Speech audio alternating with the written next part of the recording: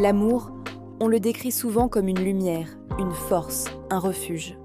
Pourtant, il existe une réalité plus silencieuse, moins glamour, que beaucoup vivent de sans oser en parler. L'amour peut devenir une prison psychologique. Ça n'arrive pas du jour au lendemain, et pas avec des chaînes physiques. Non, ça se construit avec des émotions, des peurs, des habitudes et beaucoup d'illusions. Dans cette vidéo, on va explorer comment un sentiment aussi noble peut se transformer en cage mentale. Et surtout, comment on peut s'en libérer. Commençons par une idée simple. L'amour sain est un choix, pas une dépendance. C'est un choix qu'on renouvelle chaque jour, pas un besoin vital. Mais parfois, certaines relations glissent vers une dynamique où la personne aimée devient un pilier indispensable. Sans elle, on se sent vide. Sans elle, on panique. Sans elle, on a l'impression de ne plus exister. Et là, ce n'est plus de l'amour, c'est de la dépendance affective. La prison psychologique commence souvent ici. Non pas dans ce que l'autre nous fait, mais dans ce qu'on croit ne pas pouvoir être sans lui. Et ce qui verrouille la porte de cette prison, c'est la peur. La peur de perdre l'autre. C'est une force incroyablement puissante qui déforme tout. Notre réalité, nos souvenirs, notre jugement. C'est cette peur qui nous pousse à accepter l'inacceptable. Les humiliations, les oublis, le chantage émotionnel, les promesses jamais tenues, le manque d'efforts, le déséquilibre constant. On reste, non pas parce que la relation nous rend heureux, mais parce qu'on imagine que la quitter serait pire. La prison ne se ferme jamais de l'extérieur. Elle se ferme de l'intérieur, avec nos propres peurs. On idéalise tellement les relations passionnelles qu'on finit par croire que la douleur fait partie du package. On se dit « c'est normal, c'est intense » ou « c'est ça, aimer pour de vrai » ou encore « on n'est pas comme les autres, nous ». Et alors, on se met à tolérer les disputes violentes, les sautes d'humeur imprévisibles, les ruptures suivies de réconciliations en boucle, les comportements immatures ou même destructeurs. En réalité, ce qu'on appelle « passion », ce sont parfois juste des montagnes russes émotionnelles créées par un très mauvais équilibre relationnel. La passion sans stabilité, c'est comme un feu d'artifice. C'est beau, mais c'est dangereux. Et surtout, c'est terriblement addictif. La prison psychologique ne s'installe pas suite à un grand événement traumatisant. Elle se construit avec de toutes petites renonciations au quotidien, une par une. On arrête de voir certains amis pour ne pas déplaire. On change sa manière de s'habiller. On évite de dire ce qu'on pense vraiment pour ne pas créer de conflit. On cache qu'on est blessé pour ne pas déranger. On accepte moins que ce qu'on mérite. On finit même par s'excuser alors qu'on n'a rien fait de mal. Chaque micro-renoncement semble minuscule, mais cumulés, ils forment une cage solide. Et à la fin, on réalise qu'on ne sait plus ce qu'on veut, ce qu'on aime, ce qu'on pense. On existe seulement à travers l'autre. C'est la définition même de la prison psychologique. Dans ce type de relation, l'être aimé devient bien plus qu'un partenaire. Il devient notre source d'approbation, notre baromètre émotionnel, notre validation vivante. Une autorité inconsciente sur notre propre valeur.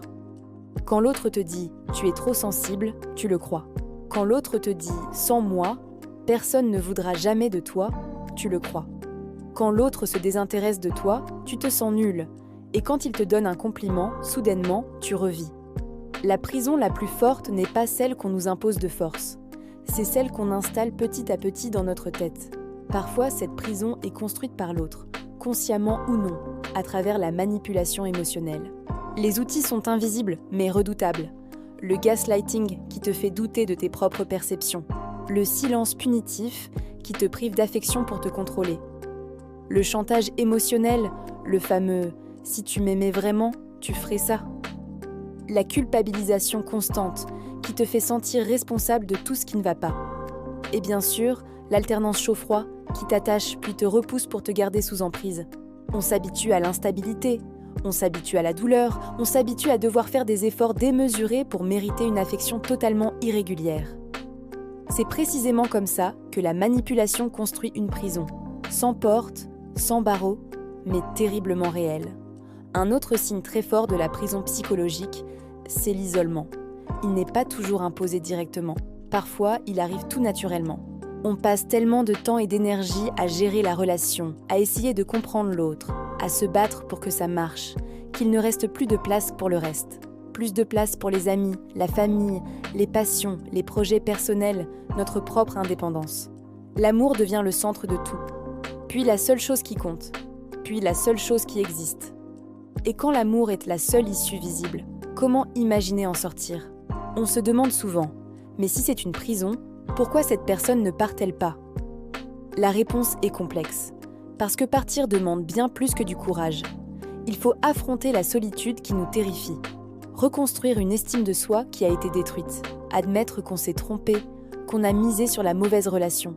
Il faut affronter le jugement des autres, qui ne comprennent pas, briser des habitudes émotionnelles profondément ancrées, puissant dire au revoir à une version idéalisée de l'autre qu'on a aimé, et surtout, accepter la douleur intense du détachement. La sortie est possible, mais elle est douloureuse.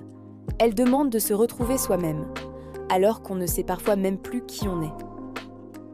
Alors, peut-on aimer sans s'enchaîner ? Absolument. L'amour sain ne te vole rien. Au contraire, il te révèle, il te donne de l'espace, pas des limites. Il te renforce, il ne te fragilise pas. Un amour sain, ça encourage ton individualité, ça respecte tes limites, ça accepte tes non, ça ne crée pas de peur. Ça se construit à deux, mais jamais au détriment de l'un des deux. L'amour sain n'est pas une cage, c'est une collaboration. En conclusion, oui, l'amour peut devenir une prison psychologique. Ça arrive quand la peur remplace la liberté, quand la dépendance remplace l'équilibre, quand la douleur remplace le respect, quand la fusion détruit l'identité. Mais la meilleure nouvelle, c'est que cette prison n'a pas de vrai cadenas. Ces barreaux sont faits d'illusions, de peurs, d'habitudes et de blessures. Et tout ce qui est sentimental peut être déconstruit. Si tu t'es retrouvé dans cette situation, tu n'es pas faible. Si tu n'arrives pas à partir, tu n'es pas fou ou folle. Tu n'es pas brisé. Tu es humain. Et tu as le droit de te libérer, de te retrouver et de reconstruire un amour qui ressemble vraiment à de l'amour. Merci d'avoir regardé, prenez soin de vous.